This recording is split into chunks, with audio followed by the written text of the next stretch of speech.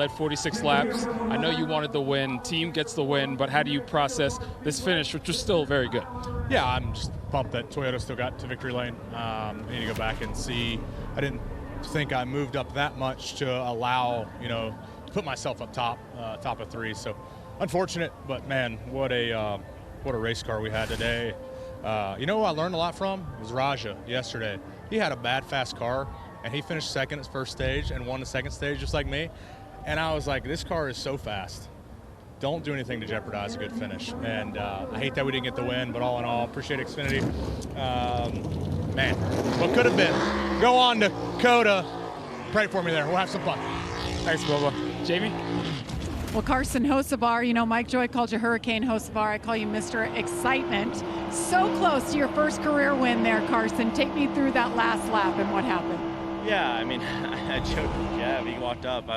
For our luck last year, I was like, well, if we just race to like the Busch Series length races, like stage 2 basically, we'd be really good. And then it kind of goes to hell in a handbasket. But now I guess we're really, really good this year at just getting to the white flag leading. I went over to Briscoe and I just kind of laughed. I thought it was a great spot, being on top and everything. And then I look in my mirror and I'm like, all right, perfect. He's going to come to me. And they start going left.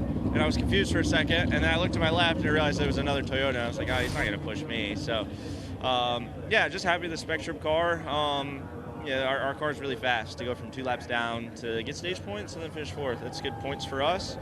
I was taking every run. I don't know. I'm sure I owe people apologies.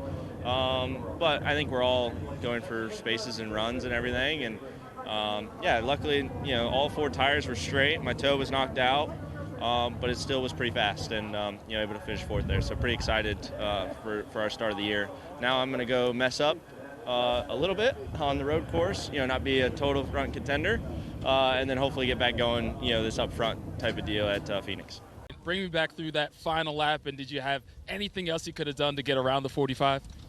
I don't know. Honestly, I felt like I was doing everything that I could, and even all the situations that happened, like everything kind of worked out in my favor. I just could never get a big enough run down the straightaway to really do anything with our Bass Pro Shops tracker Toyota. So, I was able to obviously push the 45 to the win. Wish I would have been able to have a little bit bigger run to take it 3 wide and try to take the lead, but I just couldn't do it for whatever reason. That was let's say the one thing that our car kind of lacked all day was just the straightaway speed. It drove really good and I could make moves, but just kind of felt like I was slow down the straightaways. So, not sure really what else I could have done truthfully, but still a great result. And go on to Coda next week and see if we can be one spot better.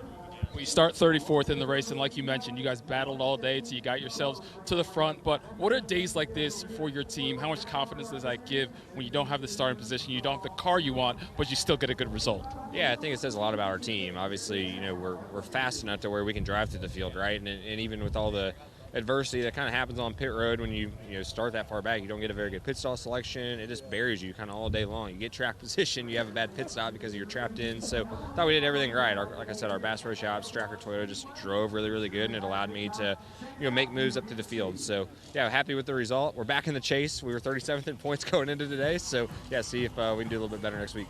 Chase Briscoe comes home second. Regan? Ross Chastain was in 3rd place right behind Chase Briscoe, and looked like maybe as you guys were coming off of turn 2 that you guys might be able to get a run to materialize into turn 3.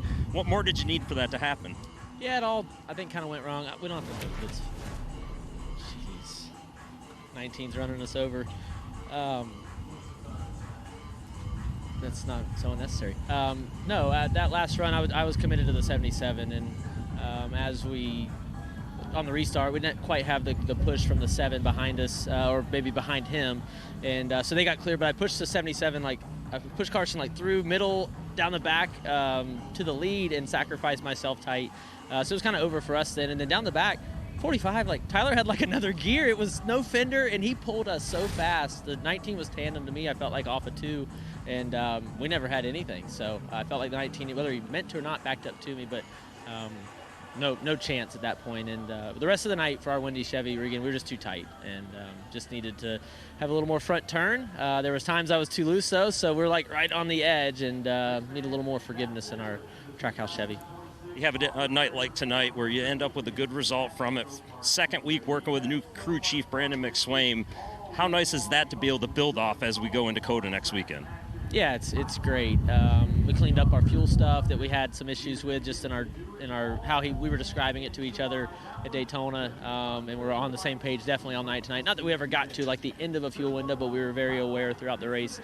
And then we like toyed with early in the race of stopping, like working on the car, taking our time, and coming out last. And maybe we should have, but we kept cycling forward, and it's like really hard to give up track position. So fresh tires meant something. So thank you to Goodyear for continuing to evolve these Cup tires. This place, we've talked off air. I was wrong. I think you'll agree. We were wrong about the reconfiguration. Hats off to SMI for EchoPark Speedway. All right, nice job, Ross. Thanks. Josh? Well, Daniel Suarez comes home with another top 5 finish here at Atlanta. Bring me through your day, how you guys persevered to get a good result in the end. Man, it was a roller coaster. It was definitely a roller coaster. In the beginning of the race, I thought that we were way too tight, and then we jumped the fence to the other side, and I feel like we had to work very hard tonight, to be able to get into a top 5 car. But we're all very, very proud of Spire Motorsports. I couldn't be prouder, honestly.